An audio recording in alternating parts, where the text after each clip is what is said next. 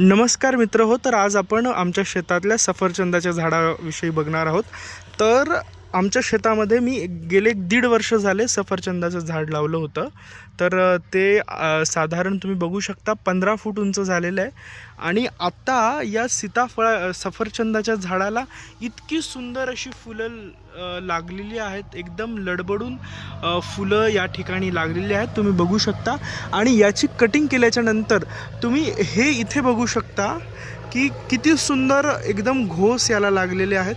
हे बघा, हा इथे फूल आहे, वरती आहे, इथे आहे, इथे आहे लगेच. आणि ही वरतून बघू शकता तुम्ही की मी ही कटिंग केलेली होती या झाडाची.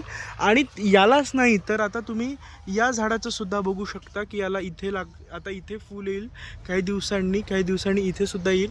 वरती सुद्धा हे बघा, हे फूल लागायला सुरुवात झालेली आहे. आणि याच झाडाला नाही, याच फांदीला नाही तर प्रत्येक फांदीला इतक्या सुंदर प्रकारे छान फुलं जी आहेत ते लागलेली आहेत. आणि याच्या आधीसुद्धा पहिल्यांदा जेव्हा फुलं लागली होती तर ते फूल जे आहे ते कोमेजल्यानंतर हे जे तुम्ही इथे बघू शकताय की आपण जे सफरचंदाचं जे वरचं देठ असतं, 1 मिनिट मला झूम करू देत,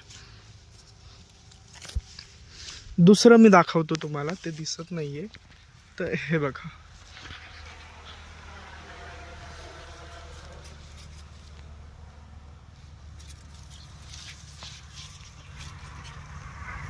हे बघा, हे जे सफरचंदाचं जे आहे हे फूल सुकल्याच्या नंतर हे जे याच्यामधनं छानपैकी छोटं सफरचंद जे आहे ते बाहेर पडणार आहे.